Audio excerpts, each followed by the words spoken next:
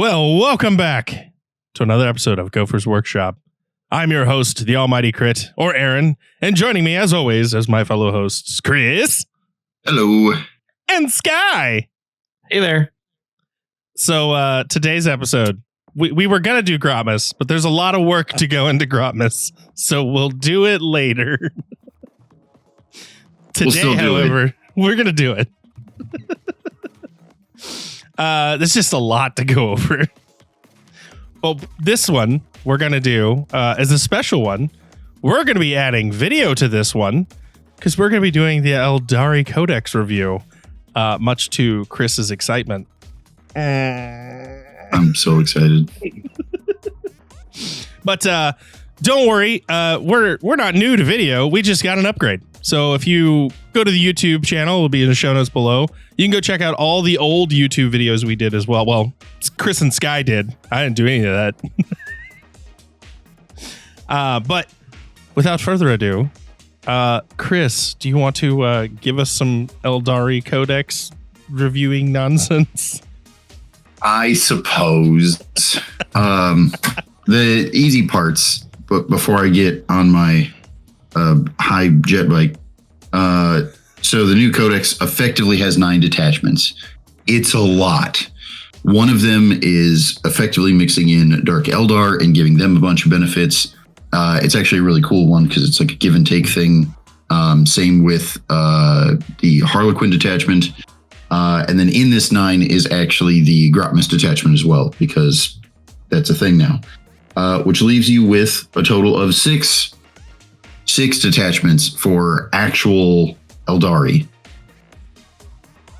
The core mechanic, the faction mechanic, changed away from Fate Dice to all of our appreciation. It's now battle-focused tokens. It's still a resource pool that you have to track, but they're all movement related. So you get reactionary moves, you get bonus movement, things like that. Actually really good. Combined with their naturally high movement stat, it makes them, I'm going to argue, the fastest faction in the game. I'm not actually sure that's arguable, but I will not. Just for those who want to argue it. They're extremely fast. And they're scary fast. It's scary fast. Yes. Like, why are you in my deployment zone turn 1 fast? Because I can. There are other factions that can do it, but those other factions tend to have like specifically fast units, and that unit can make it across on turn 1. This faction, it's like half the codex can make it across on turn 1. And you don't want to, because they're absolutely paper mache. Holy cow. There's like 2 tough data sheets in the whole codex. It ain't great. But ignoring the avatar, they're all paper mache. It's crazy. This isn't necessarily a problem. We've seen other paper mache factions before. Orcs aren't necessarily that tough, with a few exceptions. Gene Stealer cults are very glass cannon. AdMech for quite a while were very glass cannon. Several of those factions, like all the ones I just listed, usually make up for that fact in the fact that they're kind of a horde faction, so they have plenty of models. Despite pulling models off at like a constant rate for orcs and gene stealer cults and things like that, you have enough models that you're not really worried about it. And that those models that are dying are low enough point value per model. Like Guard is a good example of, I killed 10 guardsmen and it's like, yeah, but that was like 40 points. Who cares? Whereas if you kill 10 Space Marines, well, now I feel bad about that because that's like 100 and something points. The problem with Eldar, in my personal opinion, at this time, and this is a fairly easy change, is that despite being paper mache, they're also pointed as a very elitist faction. So you don't have that horde thing going on. If you lose a model in Eldar, that is a real number of points you just lost. Like you're playing Marines or Custodes even is probably more accurate, which is crazy. Not great. Also, partially because of their extremely fast data sheets, also with the way some of their abilities are worded. For example, Farseers have an ability that if they can see an enemy unit within 18 inches during the shooting phase, they get to mark it. And depending on the type of Farseer you took, depends on the ability, whether it's +1 to hit against that thing or -1 to wound. There are a bunch of really cool abilities, but the whole codex is actively encouraging you to kind of churn the midfield with your units. And that is actively kind of rough because, again, paper mache. If you want to try to churn the middle, you do not have the staying power in order to actually do that like you would with Custodes, Marines. Even some monster factions like Tyranids can do that. This faction encourages you to do it, but it is not fun. I've witnessed this. It's not the greatest. No. Moving on slightly, we're Wraith units as a whole in this codex definitely got changed as a kind of sub-faction. Wraith, at least earlier in this edition, as well as some other editions, were kind of the main focus. They were where you found a lot of the toughness, as well as some of the good elite busting or tank busting, that sort of thing. They were usually expensive, but they were usually good enough to justify themselves. Now, they are still as expensive as they kind of always have been, at least per model. But there's all of them changed to weapon skill and ballistic skill 4+. This is the exception is the Wraith Knight itself, the Titanic unit. But for the purposes of this, most of the Wraith have changed to 4+ weapon skill and ballistic skill. I don't hate this. It's fine. Again, as long as they're pointed appropriately, none of this is really bad. So far, I should say. Continuing down, guard and blade units both got capped at 5 models instead of 5 to 10. This is a significant change because it changes the amount of buffing and debuffing you can do to Wraith, or at least the efficiency of it, I should say. There is a Wraith detachment. The Wraith detachment basically gives them a faction rule, which in itself is kind of funny. A way to nerf them is to, if you're playing them outside their specific detachment, they don't have a faction rule. Sure, I guess they're kind of Eldar. There are plenty of ways to buff them in the Codex and kind of get them back to what they used to be. Spirit Seers being the example. Spirit Seers also changed to have like lone op and they're no longer attached to units. I don't hate that. They're kind of like Tech Marines now. They can go around repair and things like that, but they also give out buffs. Instead of +1 to hit, they can give out sustained 1. Again, after the ballistic skill change, that's not ideal, but I don't hate it. The problem I have is with these units in general, they've gotten all these nerfs. I don't think their points have gone down to match, so they are objectively a lot of nerfs stacked on top of each other. But the Wraith Guard data sheet is incredibly frustrating. And I wish they would have had 2 different Guard data sheets, and that probably would have fixed a lot of it. But Wraith Guard are known for having 2 different distinct weapons. One is a flamethrower that used to be crazy and now is interesting but reasonable, or basically a short range like las cannon. Was also crazier before but became reasonable. Now is still fine, but again, hitting on 4s is a little rougher because it's one shot. But the thing that I hate about this, and I wish they would have broken up it into 2 different data sheets for the different weapons, is because this data sheet has 2 abilities on it. No complaints. One is kind of not that impressive. It's fine. The other is basically if a Psyker or a Spirit Seer, I forget, I want to say it's Spirit Seer, is close by, they can get +1 to hit. Well, this mitigates that ballistic skill nerf. Sounds good. The problem is, if I take the flamethrowers, I'm still the same 170 points for 5 models, and I basically lost one of my abilities. So now I'm paying for the same number of points. And like, there's a fair trade argument to Yeah, but you make it up for auto hitting and stuff like that, and that's fine. I'm not mad about that. But also, knowing the buffs that the Wraith could get, they lose access to almost all of them. Because now the Spirit Seer can't give them sustained hits because they never rolled a hit. They don't get the +1 to hit because they auto hit. Like the Farseer can't give them +1 to hit because again, they auto hit. So they lose access to basically half the characters that are in the Codex as far as buffs. And they lose one of their own abilities and their points are exactly the same. Fair and balanced. That's broke. I'm just gonna call it out. That's broke. I'm not necessarily mad about it. If they would have broken it up into 2 different data sheets, that's probably the best answer. What's kind of crazy to me is that in addition to this giant issue, in my opinion, there's these like subtle things of the Flamer used to be damage 2 and now it's damage 1. So like even the Flamer got nerfed on top of doing all these other changes to nerf the unit.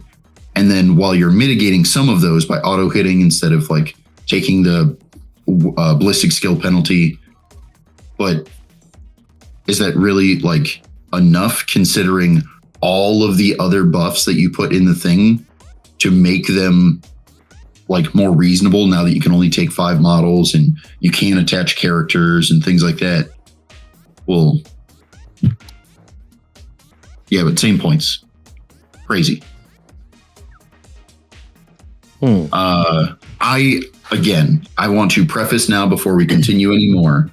I am going to be a little harsh on this whole codex. However, to be very clear, with the exception of Wraithguard, I'm going to basically say I'm not upset about any of the data sheets. There are several things I would like to be different.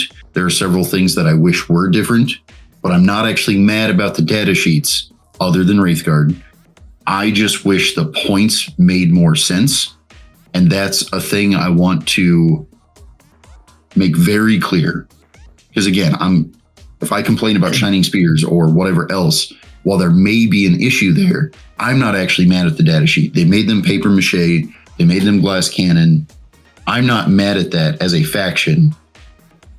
I just need them to be appropriately pointed so that it doesn't feel bad when you're playing them. I feel like it's another case of paying for the sins of the past. And that's a fair argument. Like they're just coming out super careful about pointing them. Specifically to clarify for those who might not know, at the beginning of this edition, Eldar were so crazy. They were on top by a large margin, and then they got nerfed. And they still had the top spot by a reasonable margin. And they got nerfed a second time. And then a third time, and they finally like came into line with everybody else. It's in addition to that, in previous editions, again, for those who don't know, Eldar have always been at least reasonable, if not very good, across many editions. I don't know who's writing the rules for them, but whoever it is really likes Eldar and gets away with maybe a little too much sometimes. That being said, you're right. This codex specifically, I'm not even mad at the data sheets. They have plenty of cool keywords. They have plenty of neat abilities.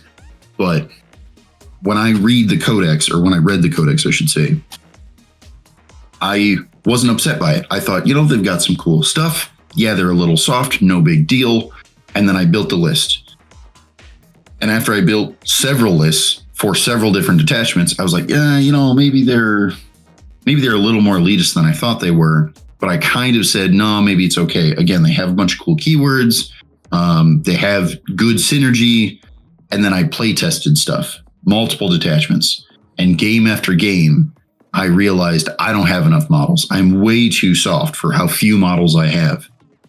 And there's an argument to that's my list building style. I totally hear you. I could be wrong. I'm sure there's someone out there who's deeper into this codex than I am at the moment, and they will find something that works.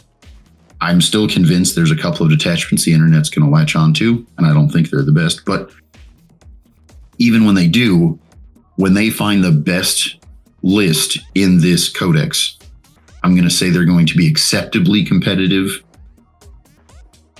But there are so limited options because of the way they're pointed.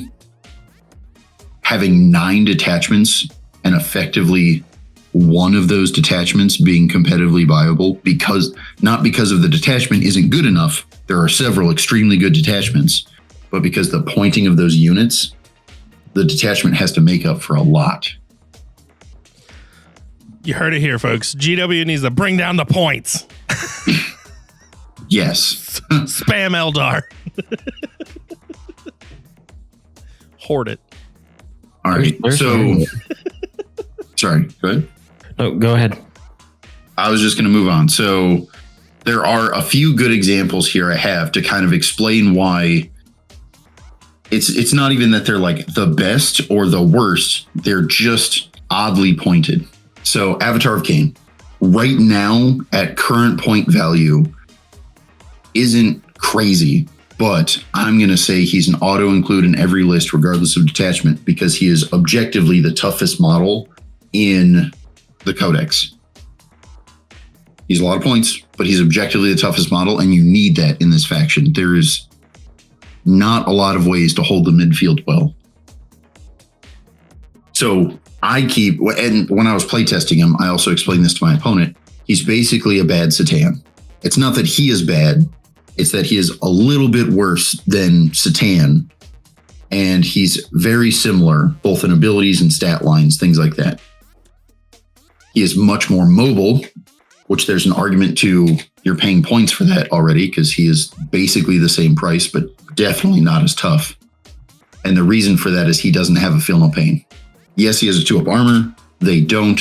And while that's fair, the Feel No Pain having a second save instead of just a slightly better save is a world of difference. Not only in that you get to try to stop the damage twice, already huge, but it also helps mitigate certain things like mortal wounds and devastating wounds that the Avatar cannot do anything about. Still has damage. Again, this is the best example of why he's like a good comparison here. His points are effectively the same, but he, in addition to not being as tough because of that Feel No Pain, he gets 2 extra wounds. Definitely not enough, but let's say that's the same. One of the biggest differences is the fact that, like, for the same exact points, Necron Satan have a built-in regen mechanic. That's huge. They are already 2 wounds higher than their stats data sheet says, which means the Avatar isn't actually 2 more wounds. In addition to that, several of them, like the Void Dragon, for the exact same points, has not 1, but multiple regen mechanics, which means he's even more wounds than the Avatar by the end of the game. I have no idea how, if you're going to data sheet by data sheet compare Void Dragon to Avatar of Cain. I understand GW's total perspective on this is, but speed is key. Avatar gets there a turn earlier than the Void Dragon, which I don't actually think is true, but let's say it is. That speed is costing you a lot, especially when you consider, depending on your opponent's choices and depending on your choices for positioning, the Void Dragon or Nightbringer, even without the double recover mechanic, is still probably more wounds than the Avatar. He is nowhere near as tough. Same points. How about their weapons? Weapons, they're arguably pretty similar. The Void Dragon has way more dice as well as some real ranged, which means the Void Dragon is probably better in every way. However, the actual melee profile, there's an argument to the Avatar has less dice, but they are slightly better quality than the Void Dragon. As far as the Nightbringer is concerned, the Nightbringer has effectively the same kind of output in shooting, at least when you get to some averages. The melee They're probably pretty similar if you're doing the strike profile, if you're doing the sweep profile. I kind of want to give a slight advantage to the avatar. However, the Nightbringer has this giant aura of mortal wound chance, which is crazy. So immediately the Nightbringer goes back to equivalent, if not better than the avatar's damage output. Right. So are there any like good buffs to stack on the avatar, like stratagems and stuff? no. Okay. I want to say yes, but the short answer is kind of no. I'm just like, the only saving grace I could see, is like, oh, well, maybe he gets a buff that the Catan don't. The only thing that makes the avatar crazy is his movement abilities, which is going to be the answer for this whole codex. You can spend battle focus tokens to give him reactionary moves after the opponent shoots at him. You can, if they fall back from him because he is crazy in melee, you can do a reactionary move. There are a bunch of ways to make him highly mobile.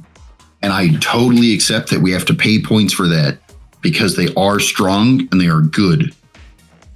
I'm starting with arguably the toughest data sheet in their codex and comparing it to something that is on paper supposed to be pretty equivalent. Like, I mean, from GW's perspective, they've got to see these two things as the same on the table effectively. There's minor changes, but they pointed them the same. They've got close to similar damage outputs, close to similar abilities. I mean, even the avatar's ability to give other things like +1 to their charge rolls. Well, that sounds really good, but when everything that he's telling to go get in the fight and overexpose themselves is paper mache, well, I hope you make that charge and I hope you kill enough, because if you don't, you're dead. And even if you do, you're still probably dead. Right. Well, I mean, I've fought into the Avatar Arcane twice now, and he hasn't killed much of anything. Again, mortal wounds, he doesn't have an answer to it. I killed him with jump axe, whatever. Yep. And it's even when he stayed alive, barely. Like you got the charge on him, despite him being mobile, because you knew not to shoot at him and things like that, right? But even when you didn't kill him and he got to swing back, he killed a little over half a jump pack unit. Yep. But also the unit's still alive. Like if you fall back and he gets a reactionary move either away or towards, you're just going to recharge. So that's bad. So if I reactionary move away, the answer is you're like, maybe you fail that charge, but the reactionary move is a random number of inches. So depending on what I roll, even if I go directly away from you, you're still within charge range, almost certainly. Yep. If you fall back way too far and then I reactionary move away and roll well, maybe I stop it then. This reminds me of my issue with Gazgul. He's similarly pointed, but just not tough enough. Because there's no feel, no pain. And he doesn't reduce damage. Yep. There is some trade-offs here that arguably make some amount of sense, right? Like Gazgul can take bodyguards, which effectively is attaching extra wounds. That costs you points. Don't get me wrong, that's rough. Well, you can put him inside transports to him untargetable. But as much as all that's being said, when you are talking about extremely tough units that are costing over 250 points, a feel no pain goes a long way. Mm-hmm. It really does. You're not wrong when you say Gazgul was weaker than you expected. Because the first time I faced Gazgul with your army, I was expecting far more out of him. It was still tough to kill him because of the bodyguards he had. Well, the state of the game right now is not that many things have staying power. A lot of things have a decent alpha strike, right? Like if they're going to charge you and fight you and they fight first, they're going to hopefully kill some stuff pretty consistently. And then the next turn, your opponent's going to wipe them out. And the chances that you're going to be able to keep standing on an objective for more than one battle round is really hard at this point in the game. There's not that many units that are tough enough to do it. some custodes units, and that's it. If your opponent has assets, they can kill pretty much anything. Mm-hmm. That is mostly true, and that is a great example because since custodes have several units that actually have the staying power, despite being infantry and things like that, to no one's surprise, currently they're kind of on top right now. They have the best win rate according to several internet sources at this time. Like the staying power is part of why they're winning. It's not even the damage output, which isn't bad, but like staying power means a lot. Plus, you can pack the army in a lunchbox. Well, also that. The Emperor's lunchbox. Yeah.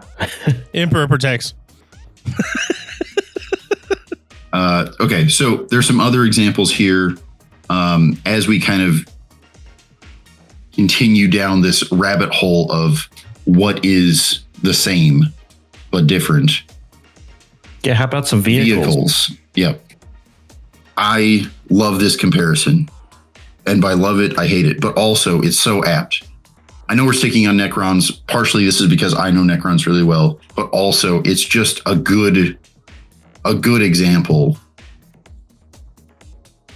They're both toughness 9. They both have 3-up save. The Doomsday Arc has a 4-up invul. Kind of crazy. But their ability is tank busting, right? The difference between them is the Fire Prism has only 2 shots, and it gets rerolls kind of like the Gladiator Lancer. It is extremely consistent. We love that. Doomsday Arc has a random number of dice. Doesn't have as many rerolls. You have some ways to give it some benefits, like standing still gives you heavy. Standing still also gives you dev wounds, which is crazy.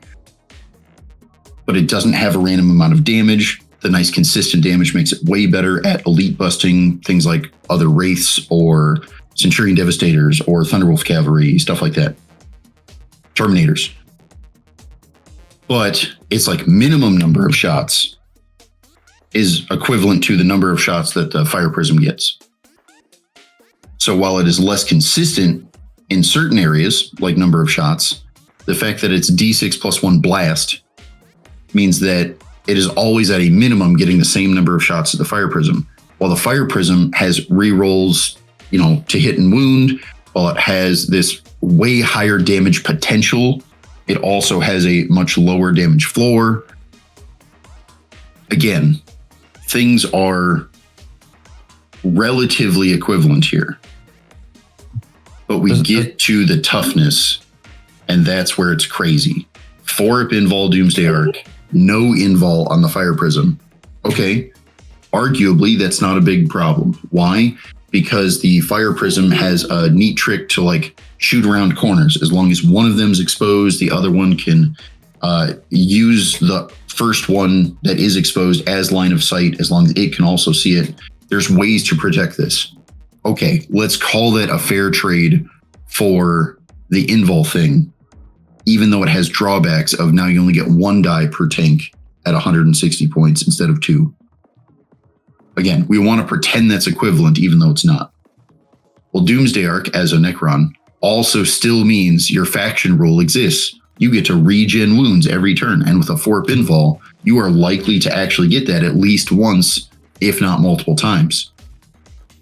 This is on a model that has more wounds than the Fire Prism. Crazy. On top of that, we go to the other side of things, the Fire Prism. It has a faction rule. Well, a faction rule is mobility tricks, and while you could use them, you're trying, like, you're softer. You're trying to stay defensive. You're trying to stay in the back. You've got this long-range gun. You don't want to use all those mobility tricks. And even when you do use those mobility tricks, because it makes sense to do, given like the board state or you're late in the game, you need to go grab that objective. Well, those mobility tricks mean that you get to go do a thing and then die afterwards because you're still paper mache. Didn't both of these units used to have the old void shields? Short answer is no. The Fire Prism never had Serpent Shields or anything like that. That was just on the Wave Serpent. Fire Prism used to be a little tougher than it is now, but that's, again, not a bad thing. I'm totally fine with that. Its job is a tank bust. You're paying points for tank busting, not for toughness. I don't want to be upset about that. But for only 30 points, I would, any tank in the game, like Fire Prism or not, I would absolutely spend 30 points to gain some wounds, gain an invul, gain a regen mechanic. Gain 2 toughness. Yeah, well, no, they're the same toughness, but gaining, yes, I do believe so.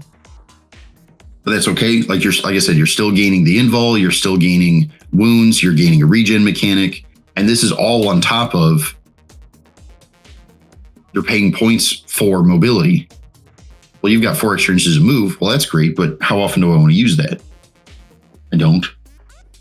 Well, you have these abilities to do different movement shenanigans and go faster and like reposition and things like that. Well, that sounds good, but I like already hid 2 of my 3 Fire Prisms to where you can't see them, which means they haven't used the extra move, as well as can't even use the reactionary moves if they wanted to. And that was after giving up like 1 of my 2 shots.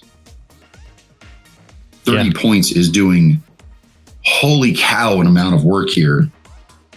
And there's no way that all of that is included in the 30 points, right? Objectively, the Fire Prism is just too many points.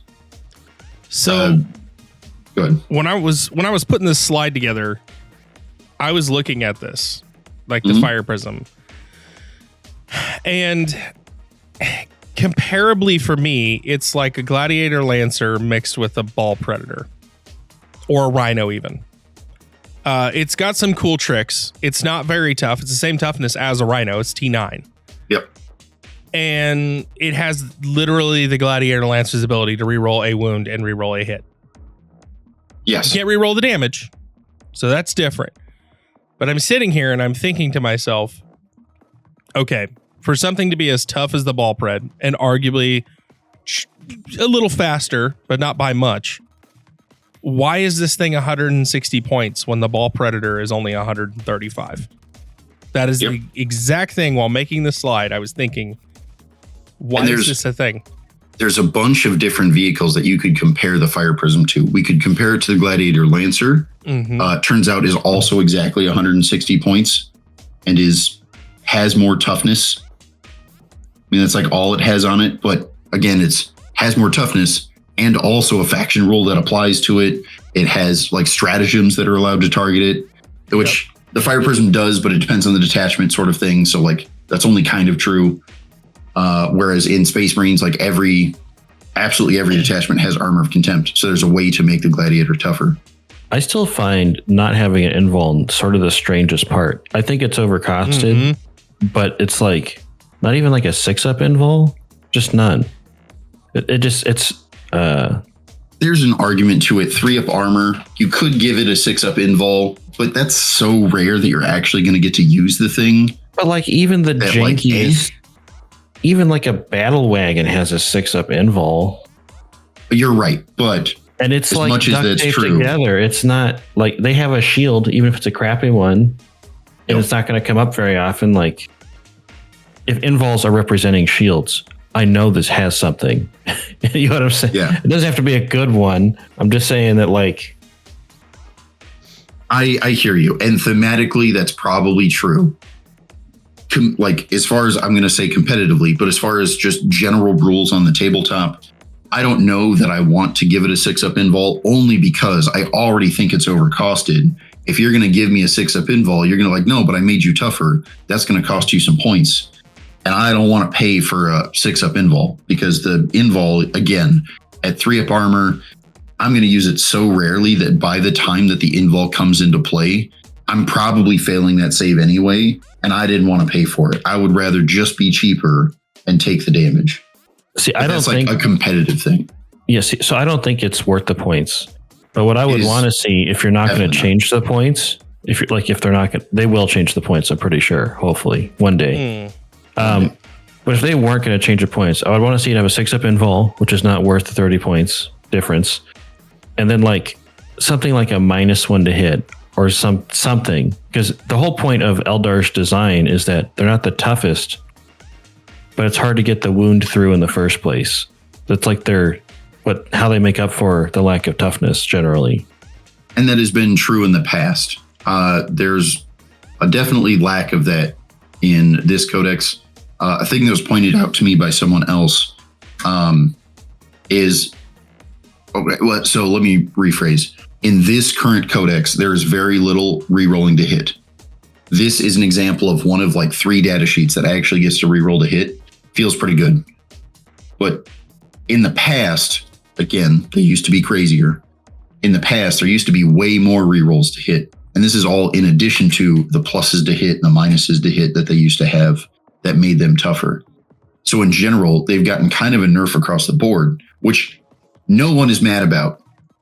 The nerf is arguably reasonable because, again, they were absolutely crazy at the beginning of the edition. They have been crazy in multiple other editions. No one is mad about GW trying to find a balance for this faction and these data sheets by nerfing them in some way. No one's upset about the Fort Bliski skill to Wraith. As long as they're appropriately pointed, we're all okay with it. All of this griping that I'm doing is more me clarifying we didn't get the points right. It's not that we didn't get the data sheets right. It's not that anyone's mad about here's what the like abilities are on the Fire Prism or the whatever else. Most of this I'm okay with. As much as I may prefer it to be different, I'm not mad about it, except for Wraithguard. But as much as all that's true, we didn't hit the mark for points. And this is why Eldar, no changes to data sheets, are going to be competitively viable at some point. But right as the Codex releases, I don't think that's true, which is a little surprising because most factions, not all, most factions are most competitive when they first get released because their points are a little too low or something like that. They're like the new kits come out, so they're a little pushed, which is still arguably true for the faction now. All the Phoenix Lords are a little pushed right now, and that's probably one of your best options competitively. But when you get a new model kit, we all kind of know, well, when it releases, it's going to be like 10 or 15 points under cost because they're trying to push it. All right, moving on. One more comparison, and I'm trying to hit different facets of this codex so that you can understand that it's kind of broad strokes here. So like I picked their toughest unit with the Avatar. I picked a vehicle with the Fire Prism. It's also tank busting. Then we're going to go to Shining Spears. So this is one of their mounted units. It's a melee unit, and it is elite busting. Arguably, it can kind of do it all. It's one of my favorite data sheets in the Codex until you look at points. It's my favorite for sure. They're However, nasty. They are, and they should be, but they are still, arguably, they're surprisingly balanced in that they like have crazy keywords on their melee, which we'll get to in a second, but they like lack the number of dice to make those keywords like super scary. Anywho, we're going to compare Shining Spears to Sanguinary Guard, and the comparisons are hilariously accurate. So they are 10 points cheaper for 3 models. Okay. For that, they are holy cow less tough. So for 10 more points, or 10 less points, I should say, my armor gets reduced from 2 to 3. My invul gets reduced from 4 to 5, except for the sergeant, but that's 1 model out of the 3. And then I become infinitely more mobile than the Sanguinary Guard, which are already pretty mobile. Happy with that. This is hilarious to me. The Sanguinary Guard have multiple abilities that make them tougher, right? You put a character in there, which this Shining Spears can't do right now at all, period. They got rid of that, funny enough. And having a character, not only is that character going to give them some amount of benefits, but also it makes the whole unit tougher with -1 to hit and wound. pretty solid. Shining Spears, what is their ability? They have a whole brick of text that says, treat them as if infantry. The keyword that you effectively get for free, arguably, on Sanguinary Guard is my whole ability. Moving on. That's so funny. You're right.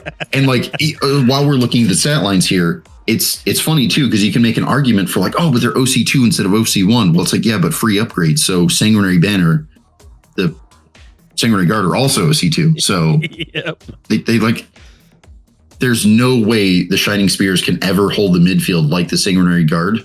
And arguably, neither of them are actually supposed to hold the midfield. They're supposed to go do damage. Yeah, the Shining Spears upgrade is one guy gets an invul. That's Correct. The whole Sanguinary Guard already has. You're right. Yep.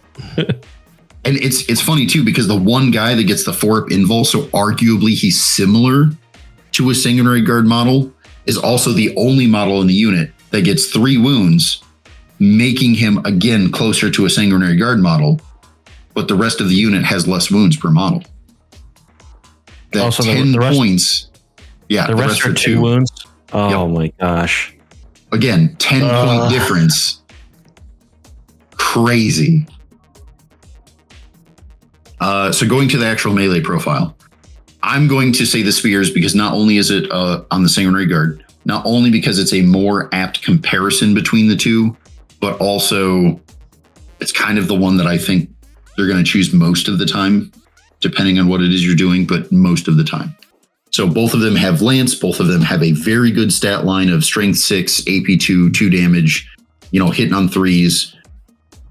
They both have 3 attacks apiece. Key note here, lack of dice. But the Shining Spears, they gain anti-monster and anti-vehicle 3+. That's huge. All they have to give up is 1 strength. That's, again, hilariously good. Shining Spears should be amazing in combat. But with the lack of dice, you know what Sanguinary Guard don't have? A lack of dice. Because you have 1 detachment where you get to add strength on top of the lance, add numbers of attacks.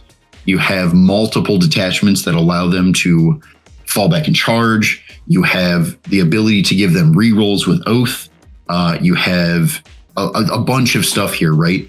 And the only thing you can do with Shining Spears for the most part is you can mess with their mobility. That's it. But they are so less tough that by the time you mess with their mobility, you can only mess with their ability in a positive way. As far as like aggressively, you can't, their defensive abilities to like reactionary move. Well, they're so soft that by the time you reactionary move, half the unit already died. So who cares? It's crazy for what you get for 10 points. Again, the Sergeant gets a slightly better weapon, but basically you're just adding an AP. Hooray. It adds an extra attack. Again, desperately needed, but it's only on 1 model. And since he's 3 wounds, competitively, what's kind of funny is you end up killing the Sergeant first, because a lot of times you're being shot at with either good AP, which means you want to use that 4-up invul early to keep more models alive, or you're being shot at with 1 and 2 damage weapons, which again makes it less efficient against the Sergeant since he has 3 wounds. Exarch almost always dies first. So that extra attack die doesn't even show up unless you like pop out from behind a building and you get the charge first. It's pretty rough.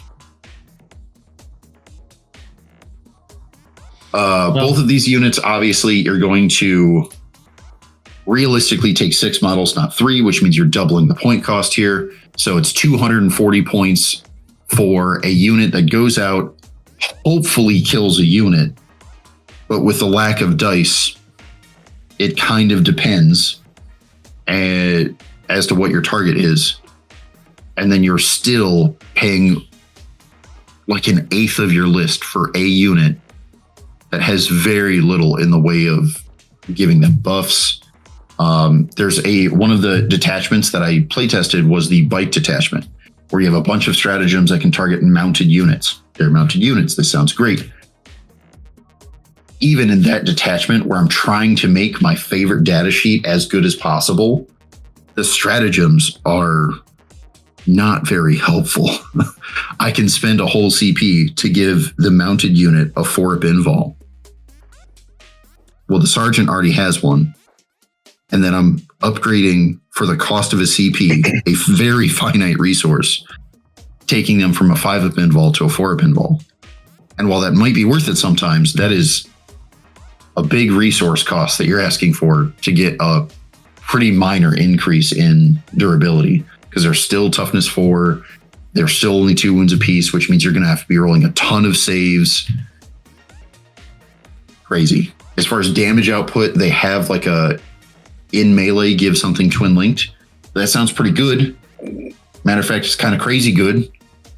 But even that stratagem can only be used after they come out of reserves, which means they have to make the 9-inch charge before you're even allowed to use it.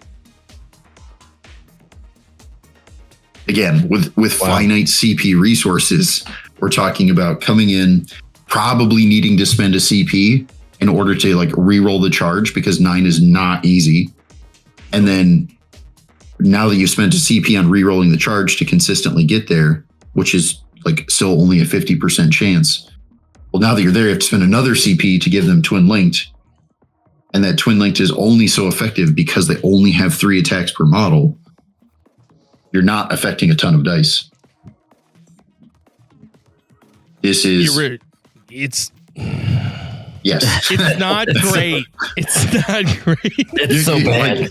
You don't even play the faction and you can hear the frustration in your voice, right? Like, all of this stuff is good on the data sheet. Yes. If you don't look at the points, I have no complaints. The Shining Spears are amazing. I love them. Great. And then you find out their points and but they're 40 points a model. Yeah. There are Custodes models that arguably do a similar amount of damage. They are way tougher, admittedly way less mobile, and they are still less than 40 points a model. I bet it feels really bad to have them do actions for how many points they cost. You're right.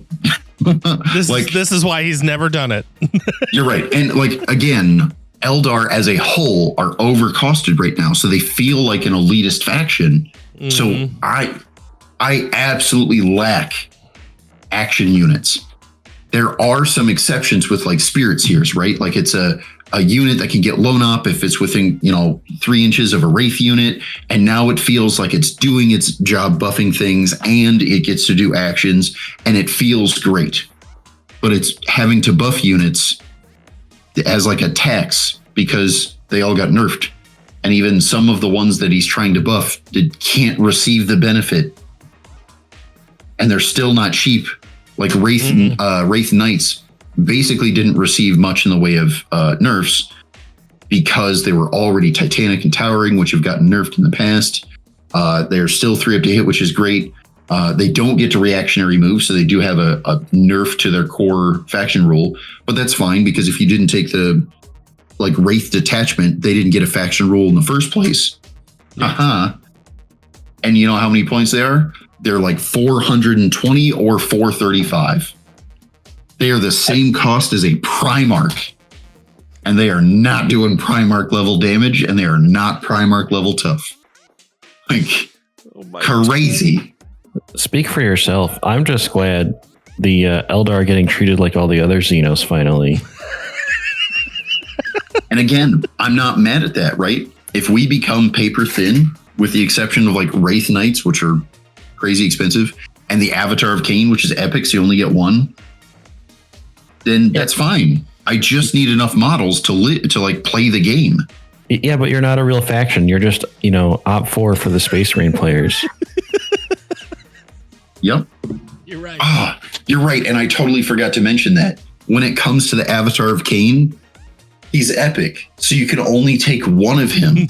If you were playing Necrons, you could spam up to, 6 of them? Yeah. I'm not saying you should. They're expensive now because of that. But even at their exactly similar point cost of 300 is kind of the average answer. You only get one. You're only allowed one, period. That's your toughness for your list. with Necrons, I could have anywhere between 1 and 6. Where's my toughness? You're not allowed. And again, I'm fine with not being allowed to have toughness, but then I have to have enough volume of model to still be able to play the game. And therein lies the lesson to be learned here today, dear listener. Where's my toughness? Again, you don't need toughness if you have volume of model, but I don't have that. So I'm looking for one or the other. And the easiest answer here is like we could go and change data sheets, and that would only be frustrating for everyone because I just bought this codex. You're really telling me that I can't even look at the data sheets anymore? The easiest answer and the best answer at this point is just to adjust point cost. Yeah. And they will do it. The question is, how long does it take for them to do it? And when they do they do it appropriately? I still think there's a couple of data sheets that are going to go up in cost despite not being this faction being too expensive. Because again, they always underpoint the Phoenix Lords. Right now, several of the Phoenix Lords are kind of nuts. I absolutely understand that it's a new model kit. We undercosted them in order to sell the kit. I'm not mad at it. When GW's made a pattern, we accept this. Some of the Phoenix Lords are going to go up in points. But the whole rest of the codex is in a rough place. Not one, but like at least half of the data sheets probably need to go down in points. Well, you hear to hear. You hear to hear. Are you heard it here, folks. I know. I'm pretty sure my brain broke from all the terrible Aeldari.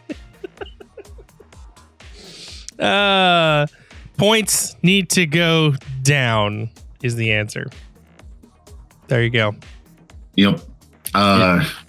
Is it mid-break time? I think it's mid-breaky time. Chris, you got anything else to talk about with the Aeldari Codex? I could go on for days. I tell you what, we'll do a mid-break. I'll do a short little playtest story when we get back, and then Sky can make us all feel better with hobby stuff as we cry over our codex and its point cost. Oh, hobby stuff. Oh. Am I just jumping straight to hobby stuff? We're going to a mid-break.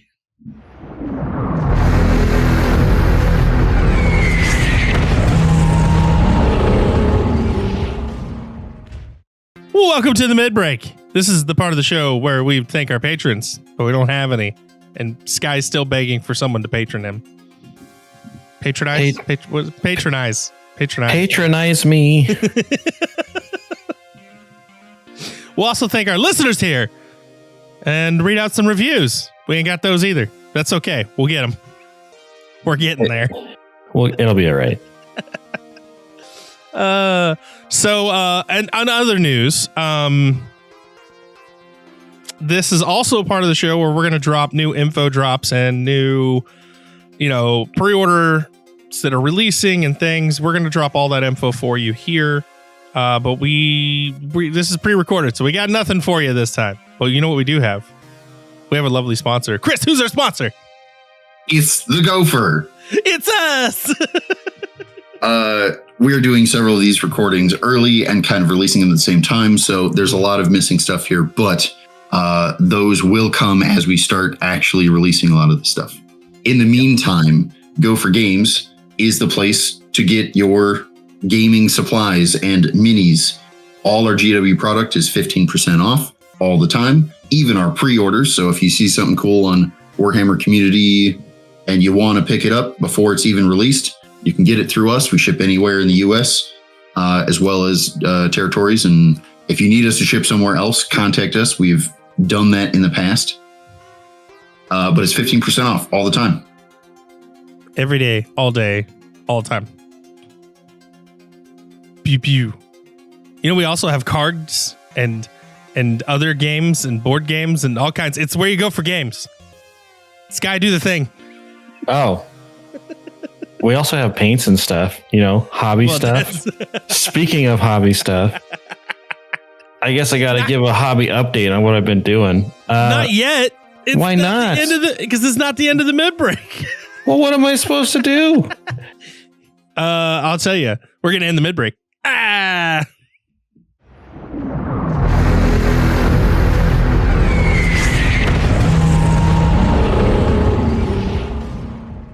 All right, here we are, back from the mid-break. Sky, now you can give us a hobby update. I don't know if I want to talk about the hobby stuff now. You were excited before.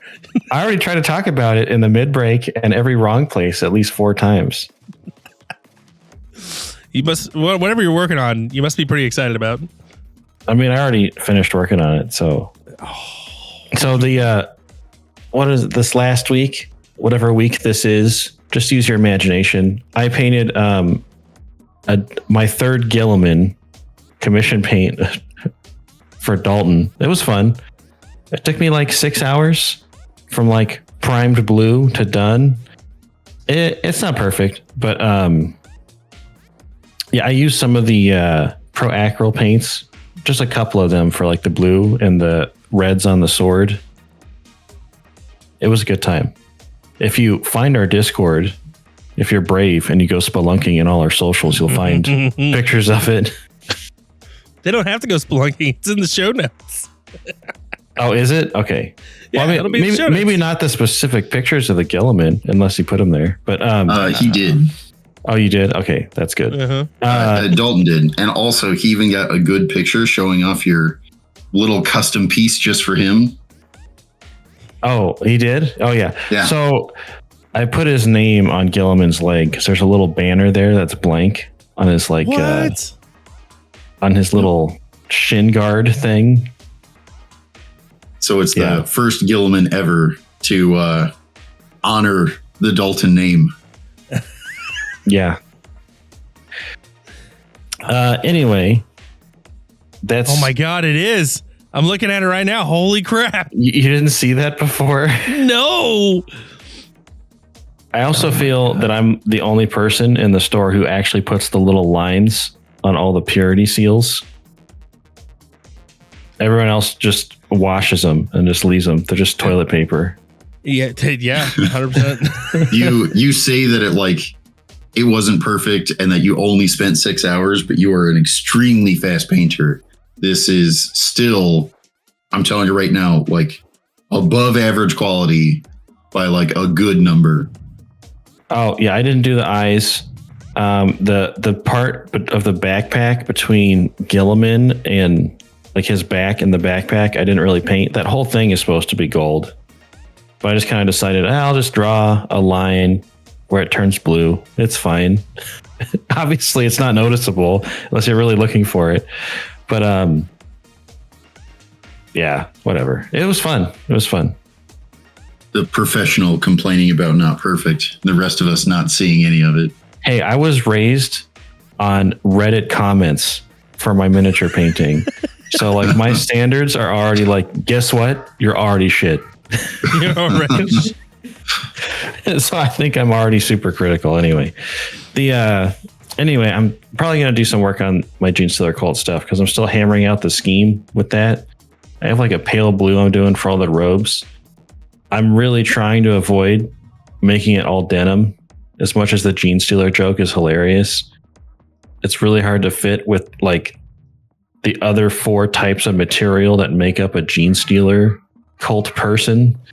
Because you got like the human thing, and you got the weird like astronaut minor thing going on, and then some of it's turning purple and some of it's got like carapace on it, so you got to pick colors for all those that actually look okay next to each other.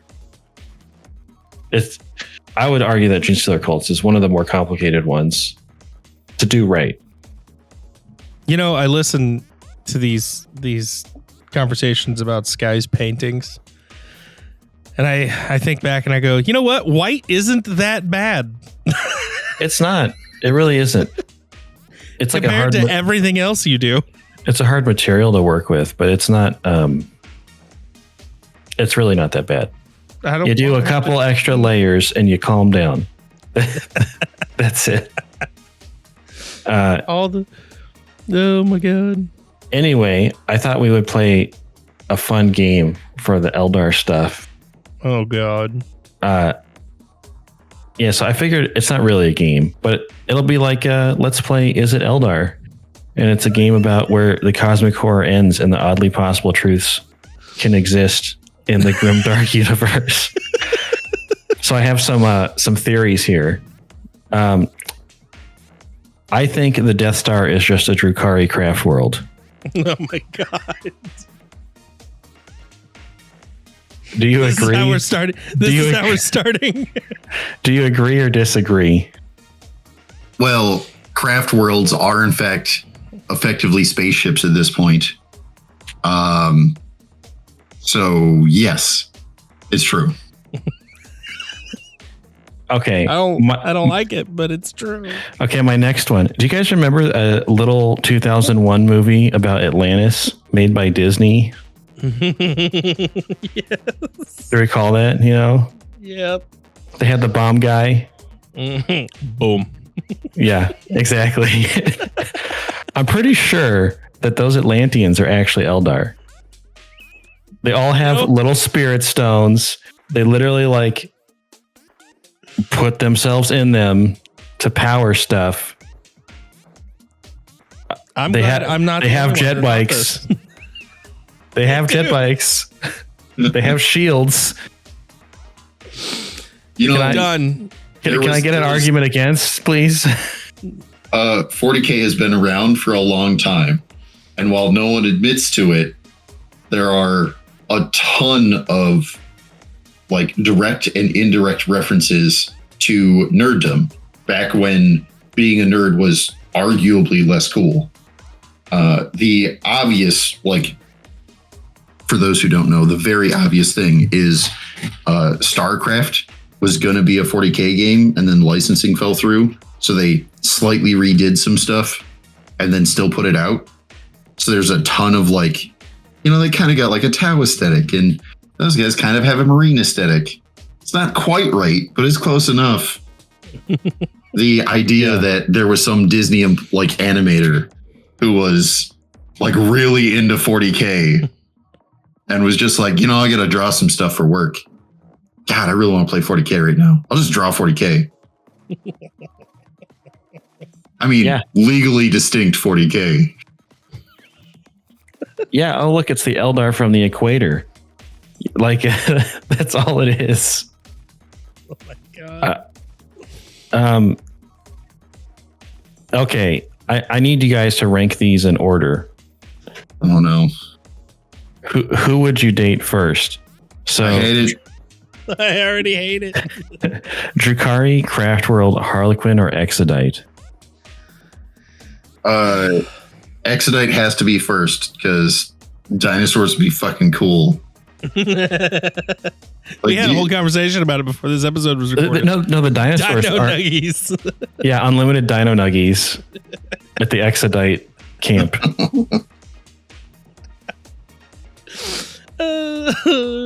Okay, what's number 2? God, you're gonna make me do the whole thing. My dating history would indicate that I have to say Harlequin's next because we dated some clowns. What about you, Aaron? What's your number 2? Oh God, you're making me really think about this. Because I'm not thinking. I refuse. It's too real. God,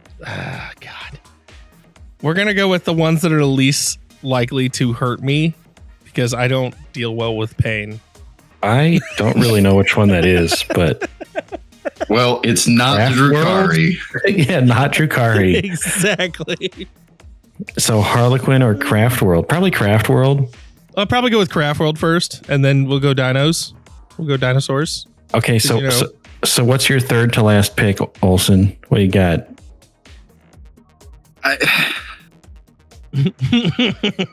You picked Exodite, and then you picked Harlequin. So now you have Drukhari and Craftworld to pick from. I'm gonna have to say Craftworld, and I say that because, like, in my 40K playing, I am like an anti-heresy player. I very much like the Loyalist factions.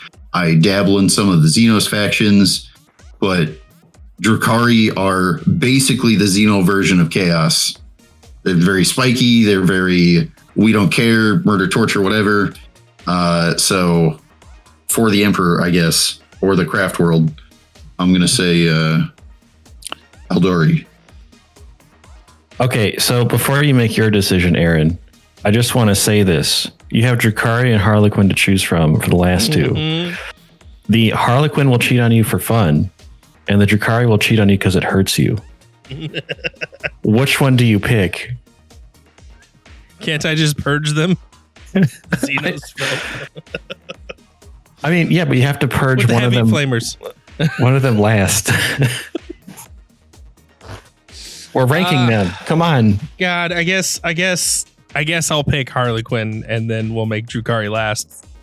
And it last doesn't even feel right. Like, we should make them like infinitely last. Like, that's never gonna happen. Just Death Watch redacted. Done.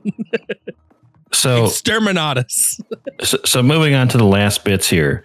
There's some theory that Eldar poop rocks. It's crystals. But yes. Crystals are rocks. What are you talking about? You're right. Oh my God. Does that make Eldar like a geode? And you crack it open and there's a crystal inside? Why do you think Space Marines enjoy fighting them so much? Oh, they're pretty rocks. You know what? I take that back. Maybe they don't like fighting them because they're just rocks inside. So it's like, every time I fight them, I have to resharpen my chainsword. I hate this. It's just extra maintenance. It's just extra. Yeah. So how about the fact that the Eldar created Slaanesh? Just throwing that out there because I'm pretty sure that the way she was created is they were just polishing too many spirit stones at the same time. Is that what we're calling it these days? That's what I'm calling it for the podcast. You know, okay. But let me finish. Okay, so they created Slaanesh, which they call her She Who Thirsts, and she like absorbs their souls or whatever. Yeah. She's basically like an ethereal succubus, but whatever. The thing that I find funny is that she's never satisfied. So she's basically just your disappointed girlfriend manifested as an evil god. Oh man. Now I'm okay with it. Yep. I'm just saying. Next time you're fighting, disappointing her. It's fine. Now when you're fighting Slaanesh, you have motivation. Mm-hmm. That's all I got. I so tried to get comments. Some Eldari, relevant stuff. Yeah, it could be boyfriend too. To be fair, you could have a disappointed boyfriend. Yeah, I mean, Slaanesh is. I mean, if you look at the models, it just depends. Is it the left side or the right side of the model? Because they're not the same. No, they're not. It's very confusing lore. I'm pretty sure. Understand it. I'm pretty sure all the daemonettes are left-handed, but they don't tell you about that. God, I need to look. Are all the female parts always on the left side? Is that a Beyonce reference? It can be if you want. Is Slaanesh gonna come out singing "Single Ladies"? I want this to happen now. I want it to happen. Anyway, that's all I got. God. All right. My God. Okay, so I guess I promised a playtest story. Story time. Okay, so first off, I hate it. Secondly, I want to tell you about how I got everything I wanted and was still disappointed, much like Slaanesh. So I played a game against Custodes with the old Eldar, and I was playing the bike list. I got to go first. I played very defensively. Turn 2, the world was my little oyster. I came in from, I did some movement shenanigans because that's what Eldar do. I made 4 charges, I think it was. Counting 1, 2. Yeah, I made 4 charges. And one of them was from Deep Strike, so it was a full 9-inch charge. Made it on the first roll, so I didn't even have to spend a CP. I had everything I could want. Avatar charged a vehicle. The Solitaire got to charge a unit with a character. It was awesome. I killed so few Custodes. It was really disappointing. There it is. There it is. Shining Spears charge a unit of Wardens. I got to spend the CP on re-rolling to wound because I didn't have to spend the CP on re-rolling charge. I killed like 2 Custodes. It's like 2 and a fraction out of 5 plus a character. It was extra sad. The Solitaire totally rolled average, which I'm not mad about. It was even on the turn where I got to pop the once per game extra attacks. Didn't kill a Blade Warden because his unit just absolutely made it impossible. It was extra sad. He just rolled slightly high on saves by like 1, but it was enough to keep him alive. The Avatar flubbed his dice, rolled 6 ones to hit. Felt bad, but almost killed the tank. I got him down to literally 2 wounds and then stared at him. Now what? Yep, I had everything I wanted. Despite having an overcosted faction, I played the best I possibly could, and the Custode stared at me and it's like, that's not good enough. Try again. Yeah, that's my sad story of bitching about him. That being said, again, I know I've been hard on the Eldar this whole episode, but again, I'm actually very happy with the data sheets. I'm very happy with the detachments. There's like 3 different detachments that I am extremely excited to play after points adjustments. I think the bike detachment is surprisingly good. I'm a big fan of the Wraith detachment, despite all their nerfs. Having a whole detachment to give them back their faction ability so that they're a real unit again. I was super happy to play that detachment. I think there's actually a detachment that could make a Horde Eldar list good. We don't have Horde available right now, but when we do, it's going to be awesome. I'm actually super excited for the Codex in 3 to 6 months. 3 to 6 months. It's like you ground shipped that from China. It's not great. I'm getting get my Codex in 3 to 6 months. There's one Guardian that's walking on the bottom of the ocean, just slowly trudging along. And when he brings me my points updates, I'm going to be so excited. He's probably from Atlantis. Right. Oh, God. Well, I think that's it for our episode. Thank you all for listening. Next week, are we doing Grotmas? Chris, we doing Grotmas next week? We're doing Grotmas. Do the Grotmas next week. We're going to do Grot. But otherwise, yeah, thank you all for listening. Tune in next week. Hey everybody, it's Aaron. I want to thank you again for tuning in for this episode of Gopher's Workshop with us, hanging out and listening. Remember, leave a 5-star review. Let us know what you think. And if you feel like supporting us, you can always go to Patreon in the show notes below. Thanks. Till next time.